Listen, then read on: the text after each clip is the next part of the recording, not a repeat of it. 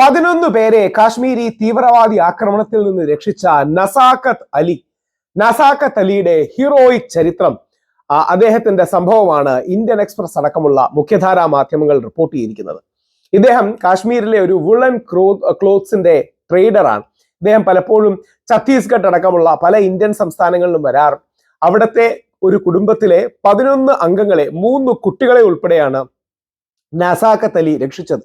ശിവാൻഷ് Jain, Aravind Agarwal, happy Wadhawan, Kuldeep സ്ഥാപക് അടക്കം പല ആൾക്കാരും ഛത്തീസ്ഗഡിൽ നിന്ന് കാശ്മീരിലേക്ക് വരികയും ഈ തീവ്രവാദി ആക്രമണത്തിനിടയിൽ പെട്ടുപോവുകയും ചെയ്തു. അപ്പോ അതിശക്തമായ രീതിയിൽ തന്നെ അവർക്ക് സംരക്ഷണം ഒരുക്കുകയും അവരെ രക്ഷിക്കുകയും ചെയ്തത് ഈ നസാക്കത്ത് അലിയാണ്. ഈ ബൈസാരൻ വാലിയിൽ ഈ പ്രശ്നങ്ങളെ ഉണ്ടായപ്പോൾ നസാക്കത്ത് അലി അവിടെ എത്തുകയും നസാക്കത്ത് അലി അവിടുത്തെ ആൾക്കാരെ, പ്രത്യേകിച്ച് പഹൽഗാമിലെ ഈ പെട്ടുപോയവരെ രക്ഷിക്കുകയും ഒക്കെ ചെയ്തു. തീവ്രവാദി ആക്രമണത്തിന്റെ ആ അവസരത്തിൽ സ്വയം രക്ഷിക്കുന്നതിന് പകരം അദ്ദേഹം ശ്രമിച്ചത് ഇവരെ എല്ലാം രക്ഷിക്കാനാണ് എന്ന് പറയുന്നുണ്ട്. അതിൽ ഒരാള് മരിക്കുകയുണ്ടായി. ദിനേശ് മിരണിയ അടക്കമുള്ള കാര്യങ്ങൾ റിപ്പോർട്ട് ചെയ്തു. അങ്ങനെ ഒരുപാട് നന്മയുടെ കഥകൾ, പോസിറ്റീവ്ലി കഥകൾ. ഈ കഥയും പലരും കണ്ടു കാണും. അത് വളരെ വൈറലായി പോയൊരു കഥയാണ്. ഒരു കുട്ടിയെ ആക്രമണത്തിനിടെ കുട്ടിയെ തോളിലേറ്റി ഓടിയ ഗൈഡിന്റെ സംഭവം. കാശ്മീരി ഗൈഡിന്റെ യഥാർത്ഥ രക്ഷാപ്രവർത്തനം. ആ പാവപ്പെട്ട കുട്ടിയെ എടുത്തുകൊണ്ടാണ് അദ്ദേഹം ഓടിയത്.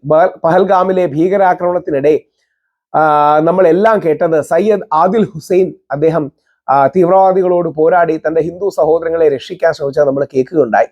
ഇതേപോലെ തന്നെ ടൂറിസ്റ്റിനെ തന്റെ തോളിലേറ്റി രക്ഷാപ്രവർത്തനം നടത്തുന്ന മറ്റൊരു കാശ്മീരി യുവാവും സോഷ്യൽ മീഡിയയിൽ നിറയുകയാണ്. ടൂറിസ്റ്റ് ഗൈഡായ സജാദ് മുഹമ്മദാണ് ഭീകരാക്രമണം നടന്നപ്പോൾ വിനോദസഞ്ചാരത്തിനെത്തിയ കുട്ടിയെ തോളിലേറ്റി രക്ഷപ്പെടുത്തിയത്.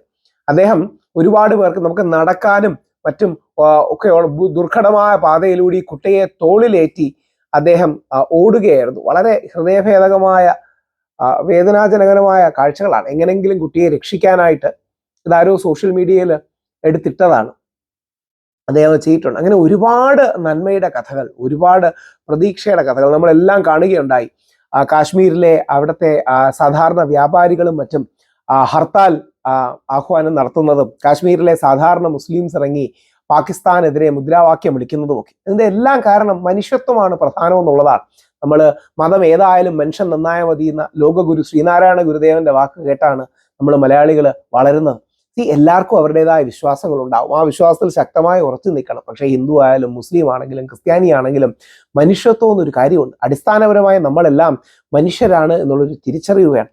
ആ മനുഷ്യത്വത്തിലേക്കുള്ള വലിയ തിരിച്ചറിവായിട്ട് മറ്റേ നേരത്തെ കണ്ട നസാക്കത്ത് അലിയും അതേപോലെ തന്നെ ഈ സജാദും ഒക്കെ മാറട്ടെ.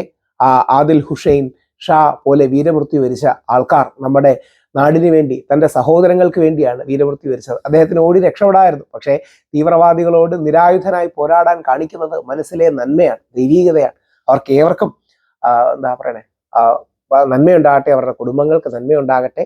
ഒരുപാട് പേരുടെ ജീവനാണ് പൊലിഞ്ഞത്. ഒരുമിച്ച് നിന്ന് നമുക്ക് ഈ തീവ്രവാദി ആക്രമണത്തെ നേരിടാൻ കഴിയും.